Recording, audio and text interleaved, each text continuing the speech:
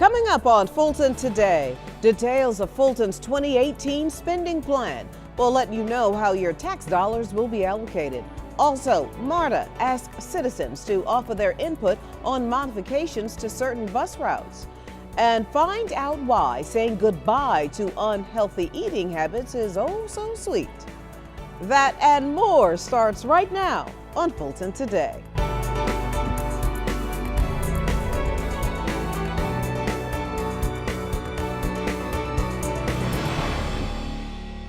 Welcome to Fulton Today, everybody. I'm Shania Chavis Rucker. News to share with you about Fulton's 2018 budget. Fulton's finances in 2017 took an unprecedented turn, and now that means that the county can provide the services that residents have come to expect. FGTV's Brian Robinson joins us now with more on the 2018 budget. Brian? Shania, with the new year in full swing, commissioners expect the 2018 budget to continue to deliver efficient, high-impact service to residents, despite the $20 million revenue loss to the city of South Fulton. With more elections on the horizon this year, including another chairman's race and the commissioners of District 1, 3, and 5 up for re-election, the budget will help the Elections Department increase its funds. Youth crime prevention, senior services, and the Justice Reinvestment Initiative are just some of the other programs that will benefit from the $806 million budget. We had a total expenditure budget of $662 million. At the point in time that we proposed the 2018 budget, we projected that we would spend roughly $623 million of that $662. Our year-end results were $617 million, as the manager alluded to earlier. That is a $45 million difference between our budgeted expenditures and our actual.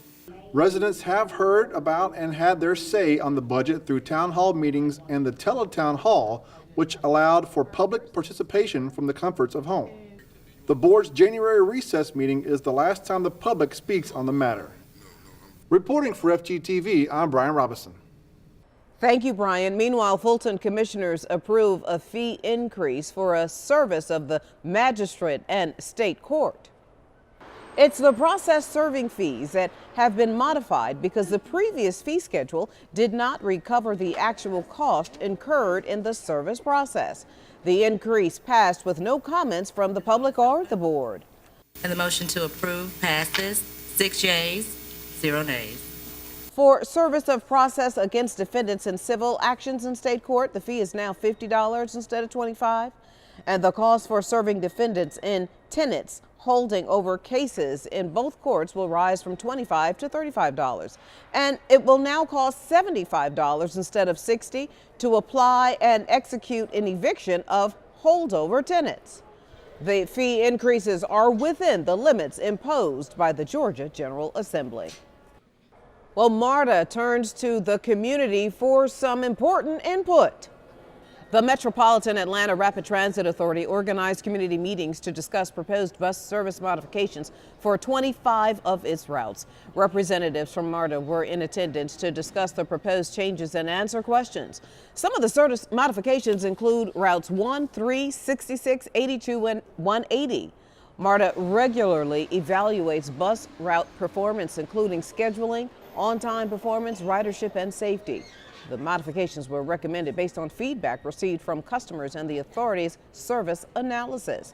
The last change they did, I was a little skeptical how it was going to turn out, but it actually turned out a whole lot better than I thought it was going to be. Now, to see all of the proposed modifications and to share your comments, just go online. You can log on to MARTA's website. As the legislative session continues under the Gold Dome, we take a look at one of the first major presentations made during this 40 days. Over the past 7 years, we have endeavored to plant whole orchards of opportunity. Governor Nathan Deal gave his 8th and final State of the State address. The purpose of the governor's speech was to discuss his policy agenda and his top budget priorities. He also acknowledged the booming film industry that's had a major impact right here in Fulton County. Just 10 years ago, this industry generated $241 million in economic impact for our state. This past fiscal year alone, it generated $9.5 billion of economic impact. As for Fulton County, commissioners remain hopeful for support on improving the county's tax assessment system. The board is also hoping lawmakers will support the recommendations of the 2017 transit study so that local governments can address their own transit needs. Commissioners are seeking support for policies that strengthen the opioid abuse prevention protections. There are additional policy issues needing support as well. We will revisit our E911 bill from last year. Of course, that was our balanced funding and modernization bill for our emergency 911 systems throughout the state of Georgia. That bill did pass the legislature in 2017. However, it was also vetoed by the governor. Now that some additional tweaks to the bill have been made, we expect it to be reintroduced, and we expect passage of it, and hopefully we can all come to the 21st century for emergency systems in Georgia. Now be sure to stay tuned to FGTV for the latest from the 2018 Georgia legislative session.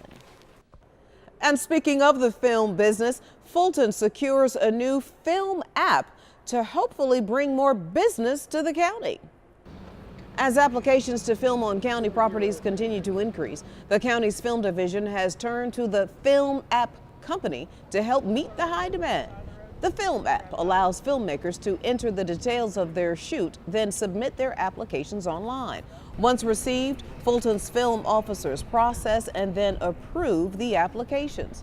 The Film App also allows police and other law enforcement authorities to view a filming calendar and receive important notifications. Well, the Film App in itself, it gives the producers or location managers the opportunity to lay out their locations that they're going to use, and it allows you to lay out the streets that you're going to block off or lanes you're going to block off, and it helps law enforcement and public safety in a way they can take a look at it and they can approve those layouts in terms of what lanes you can block. So in terms of public safety, that helps on that end as well. The other upside to the Film App, details about each production are remembered, so the same information does not have to be entered each time an application is made.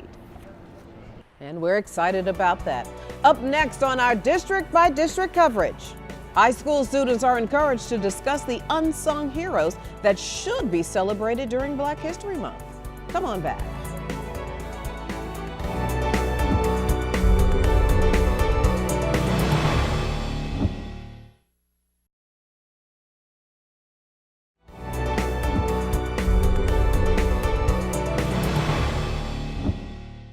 Fulton's new chairman gets down to business in his new role, and an annual film festival gives young writers a chance to win big prizes. Here's this week's District by District coverage.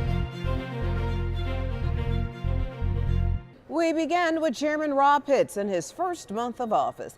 The at-large commissioner is keeping a full calendar as he tries to meet with county staff and stakeholders to address the first major issues on his plate. I'm really pleased about what's going on. The reception has been, overwhelming. People are glad to see me back, quite frankly. I think it's a new tone here at the county. A lot has happened since I was here and not here on a sabbatical for a couple of years, and some good things have happened. But I think that with new leadership at the top in particular, things are going to really, really improve. Chairman Pitts is in the process of creating a new monthly television program to keep residents informed on all of his priorities and initiatives. He also wants residents to connect with him on his social platforms. His Twitter handle is @RobPitts and his Facebook handle is facebook.com/RobPitts. District 2 Commissioner Bob Ellis is once again named as the vice chairman. This is the second turn for the North Fulton representative as the vice chair.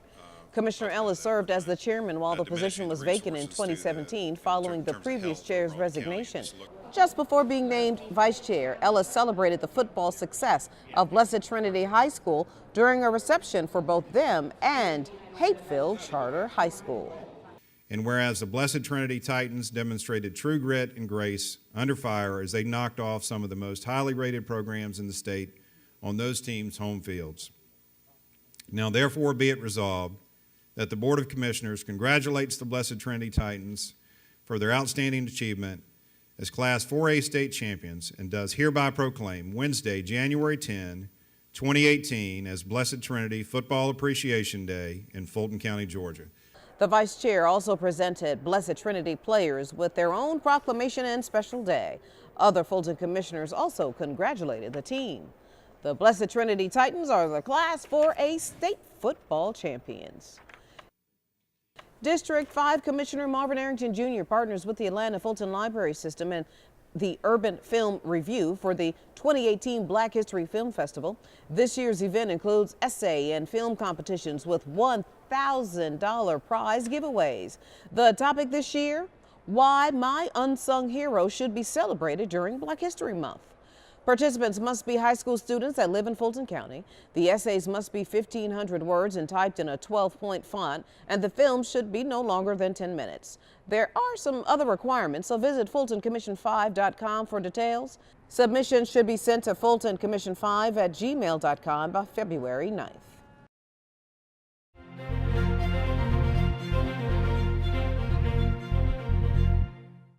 And still to come on Fulton Today, teens can now use their phones to text about the opioid crisis. We'll explain when we come back.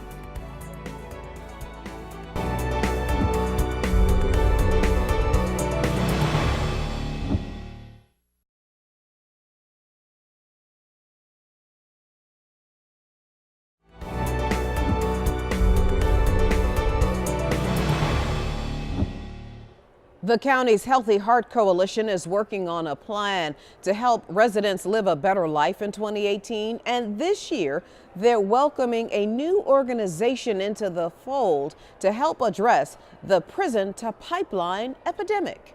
FGTV's Priscilla Ortega has the story. Do you have a job? In a filled room at the Atlanta Community Food Bank, Fulton's Healthy Heart Coalition members kicked off the new year of service with a new partner to introduce. This is a letter to yourself. The coalition welcomed the IF Project, an organization that will help the coalition to address the pipeline to prison epidemic and the critical health disparities that impact generations of families. We're one of the first programs, we're one of the first areas to take it on. So we're thrilled because the Atlanta Public School System has decided that they would love to have this program as well as the CAB and other areas. So we're the first in pioneering this effort, and we're thrilled because it stops the pipeline to prison in many ways. It supports parents, engages them in the schools, and it really does get the partners and community on one accord. The program will go directly into the schools to communicate with students firsthand to try to keep them on the right path. How do we close the gap when people can't receive services or don't have resources? But this organization says we got to come together as a healthy heart. And when you think about a healthy heart, that's the goodness within the spirit of a person, of a human being. And this Healthy Heart program, connecting the dots all the way from Seattle with the IF Project, gonna make sense because we get a chance then to link that with other programs that we have. All of the partners are looking to make a bigger impact this year on the people that they serve. It's a mission they say they can accomplish because they are working together. Collaboration is key because not one organization can do it alone, and we understand that there needs to be a diversity in terms of the public, government, faith community, businesses. So together, that's how we really need to address the healthcare concerns of a community. The Healthy Heart Coalition tries to get at the heart of the community's issues, from health issues and legal challenges to even employment. That's why Atlanta Fire Rescue is a part of the team, hoping to get young people gainfully employed. We try to encourage them. We take them as young as 17, so we're trying to reach out to the community and let them know that, you know, after school or what we do have tuition reimbursement. The starting salary is $40,000. Good work schedule. You'll be working 24 hours and then be off for 48 hours. And just bringing fire services to the younger people and let them know that it's a great career. With all that is going on tap this year for the Healthy Heart Coalition, all the group is really hoping for is to make a difference in the lives of Fulton County residents in 2018. Reporting for FGTV, I'm Priscilla Ortega. Thank you, Priscilla. Meanwhile, Fulton's behavioral health team is taking a new approach using technology to help with the county's opioid problem. Commissioners approved a resolution to fund the Text a Tip project through a contract with the Chris 180 company. Now, back in July, the board unanimously adopted an opioid misuse and abuse prevention plan. Part of that plan including implementing a crisis text assistant line. Students will be given a number. A unique number is assigned to each school. So when they send in a text, it will be based on that unique number tagged to that particular school. Once they send in a text, we have licensed clinicians on the other end of the phone that will respond to that text within 2 minutes. Part of the county's prevention plan also includes increasing the number of drug drop boxes and a public service announcement campaign with law enforcement, community organizations, and with commissioners. 2018 is the year that a number of Fulton County employees will try to cut down on their sugar intake. The county's wellness team hosted a seminar titled The Sugar Shutdown with the hope of encouraging the workforce to eliminate the soluble carbohydrate. Well, I came today because I want to get some information about eating less sugar and putting sodium in your foods. My husband is diabetic, so we're trying to eat healthy. So I came to get maybe some information on certain types of saturated fat, unsaturated fats, and just get a better handle on how to eat healthy. So a lot of times I like to say choose 80-20 moderation, and to use this 80-20 moderation rule. So 80% of the time, really try to stick to those good habits. Eat a lot of fruits, vegetables, whole grains, lean protein, but make sure that there's about 20% of the time where you do allow yourself to eat what you love. So whether it's a piece of a brownie or a slice of pizza, go for it, because we want to make sure that you're still getting to enjoy the things that you like. Fulton's wellness team works with the county's health insurance providers on programs aimed at keeping the workforce healthy.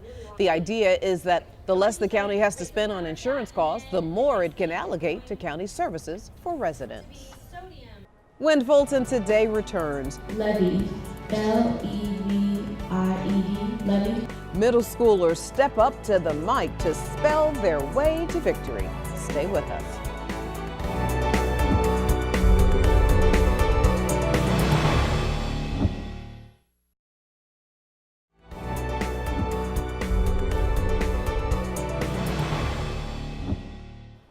Well, this new year, what better time than to get some young people excited about starting to read? The Atlanta Fulton Public Library System is reminding you it hosts various story time events on various days at all of its library branches. Children and their parents are invited to listen to great stories, sing songs, learn, and of course, make new friends. It's a great social experience, as well as it's a lot of fun and a lot of learning.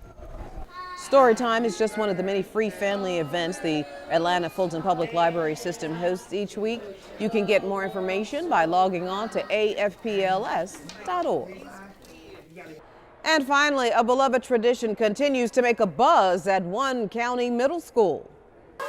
36 top spellers at Renaissance Middle School went letter for letter in this year's annual Spelling Bee competition. The school's 6th, 7th, and 8th graders stepped up to the microphone to spell some common and not so common words with their peers looking on. Levy, L-E-V-I-E-D, levy. That is correct. Though it is a competition, this year's winner took a unique approach to help her come out on top. Honestly, I just tried not to worry about it that much. Administrators say having a spelling bee not only helps the children focus on their academics, but it also offers other benefits. And it also allows them to increase their vocabulary, which ultimately increases their learning ability. And the youngsters get excited each year for the bee as well. The kids have so many other things that they can be excited about today, but they choose to channel their energies into academics. And so that is always wonderful to see. The next stop is the county spelling bee, then state, and finally the national spelling bee. Good luck to all the students. Thanks for the invitation. Had a great time. And before we go, our reminder that we'd like to connect with you online. Follow us on Facebook, Twitter, and Instagram for up-to-date Fulton County news. And you can watch a replay of this show and any other FGTV program anytime on our YouTube channel. Well, that does it for this edition of Fulton Today. I'm Shania Chavis-Rucker. Thank you so much for watching. Join us each week for news around and about Fulton County.